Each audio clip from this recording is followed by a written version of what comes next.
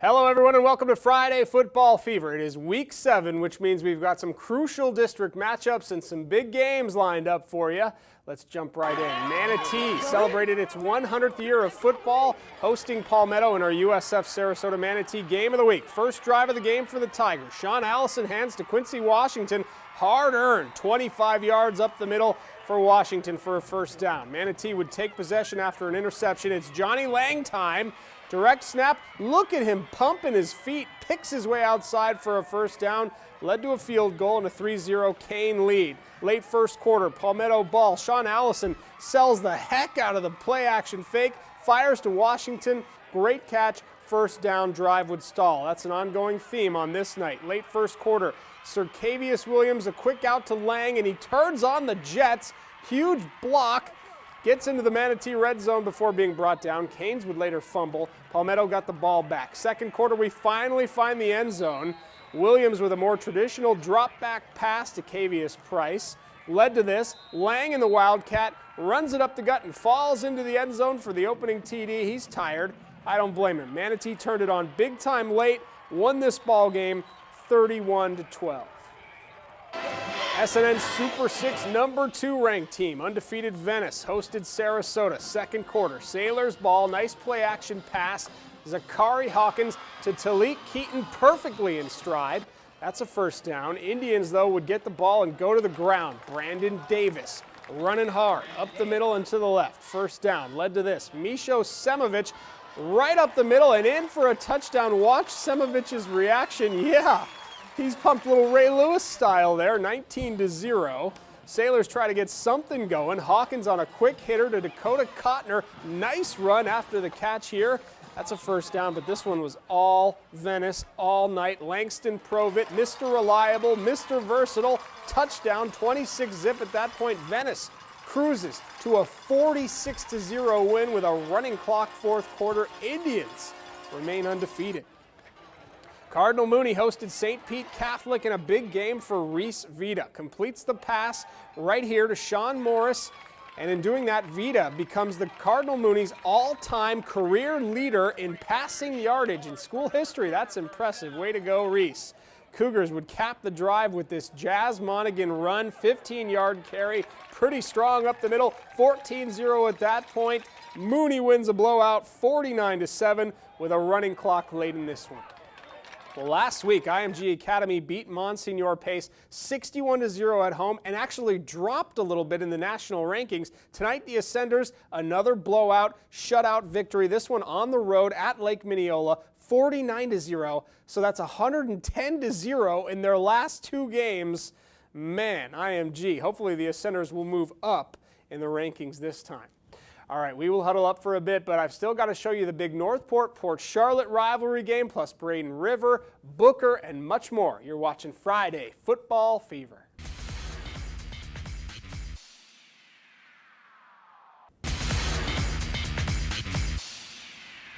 All right, welcome back. Let's just jump right back into it. Northport and Port Charlotte, they are just a 15-minute drive away from each other. Big rivalry game. First quarter we begin. First possession. Bring out the trickeration. The reverse turns into a pass. It fools everyone, including our camera person. 50-yard completion. Teddy Diaz to Thomas Stanley. Get after it. Bobcats. They would cap the drive with this. Michael Inello on 3rd and goal, just plowing his way in. Point after would miss. But Bobcats get a touchdown, 6-0. Under 5 to play in the first. Port Charlotte's Christian Cafoletto hands to Brennan Norris, 48 yards worth of slicing and dicing later. Huge gain, first down. Pirates stay with the ground game. Hand off to Keon Suber.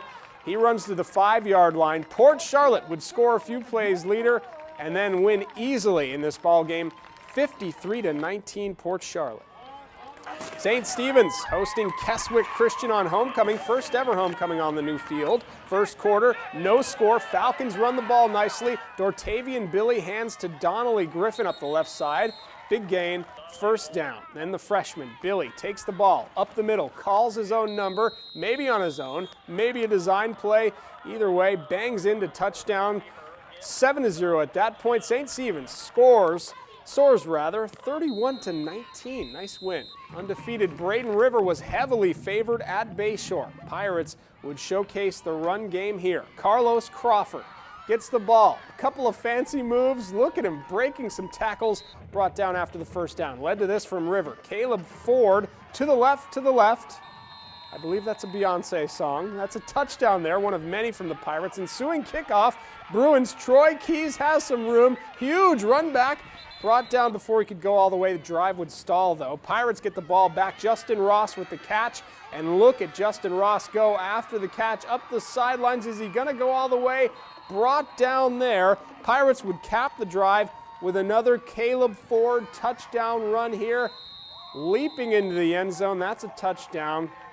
And then later on, it was Jalen Austin punching one in as well. Pirates, they just keep rolling. They are a good football team. Stay undefeated with an easy-looking 24-0 win. Lemon Bay hosted a very strong Cape Coral squad tonight. Wasn't an easy game for the Manta Rays. First quarter, Seahawks run it with Isaac Washington.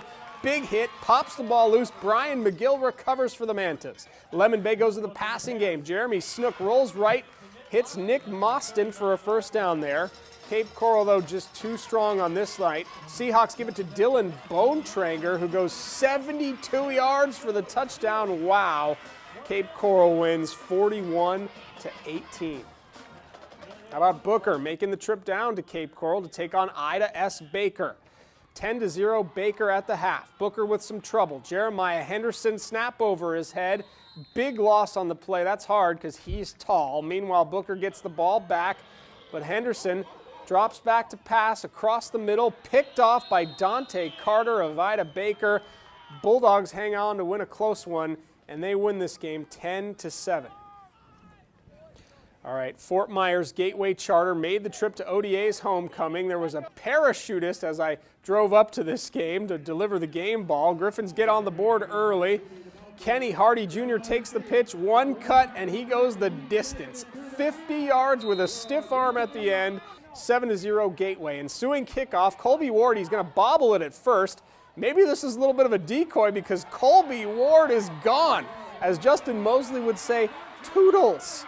But Gateway blew it out late, won this game easily. 61-29 is your final. Back and forth game all night long for Bradenton Christian hosting St. Pete. Northside Christian Mustangs score a few late, go on to win it 37-28. Meanwhile, Charlotte was beating Hialeah 12-10, American Hialeah, with under 5 minutes to play in the fourth quarter, and then just a meltdown, 19 points in just a few minutes of game time. Wow. American wins 29-12. That's a puzzling loss for the Tarpons.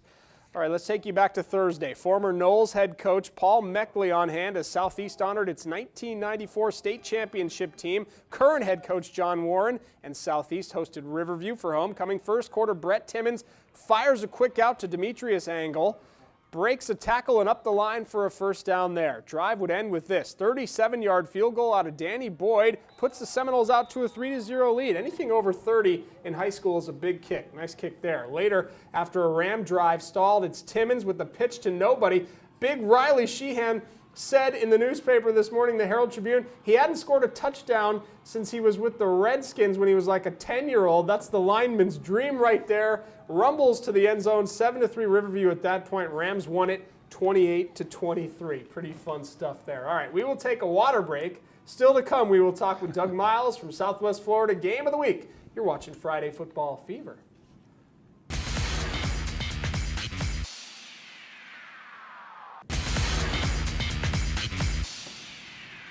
All right, let's welcome in Doug Miles from Southwest Florida High School Game of the Week broadcast. He calls the Game of the Week every week in an internet stream. You can find him on ustream.com or dougmilesmedia.com. Doug, I think we first have to talk about Venice. They're the number 2 team in our poll. They blow out Sarasota with a running clock 46-0. Yeah, they got a break tonight. Sailors have had a rough last week losing to Braden River, and now another running clock game to Venice. But what can you say about John Peacock? Got his team on a roll. Yeah, I mean, they're undefeated still. They're headed for sure probably a district championship, probably another deep playoff run.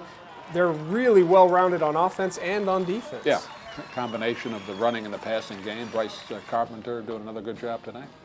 And of course, they have our buddy Langston Provitt, who does Your it favorite all. and our favorite. My favorite, everyone's favorite. Meanwhile, we would be remiss if we didn't talk about IMG Academy. We don't have highlights from the game, but here's the scoreboard again. 49-0 tonight, 110-0 in their last 2 games. Basically, they're beating teams roughly 50-0 or 1 or 2 over the last 5 games. I was trying to get my calculator out tonight, trying to figure their average. It's got to be over 50 points a game for their last 5 wins. I'm not sure how they won last week, and 55. How do you drop when you score 60 points? Dropped in the national rankings, 60 plus points. Pace is not a bad school. No question, but hopefully they'll get a little more respect this week. They are, I think, clearly the best team in our area. Change their name for the Dangerfields. Yeah, no respect, no respect. Meanwhile, another really good team, another undefeated team is Braden River. Yep. What do you make of them? Yeah, they did are their awesome. game last week, and glad to see that Jojo Lewis is doing well. Yes. But now Bayshore's had a rough year this year, but they cruised tonight and undefeated, and I think they're going to make a deep run in the playoffs. I do too, and it's really nice to see Kurt Bradley's crew. I mean, this is basically 2.5, 3 years really since he's been there. He has completely turned this program around. And that program's gone through a lot. Yeah. A lot of controversial things, and like you said, Kurt Bradley's come in, and they are really a top team. I also want to talk a little bit briefly about Cardinal Mooney, because Reese Vita becomes the all-time leading passer in Cardinal Mooney history tonight. That's another good team. They could make a small school deep playoff run as well. Josh Smithers kind of bring that team back after a couple of down years, but I think they got a shot at making a run. Yep. All right. Doug Miles, thank you very much for joining us. That's it for Friday Football Fever. Have a great weekend, everyone.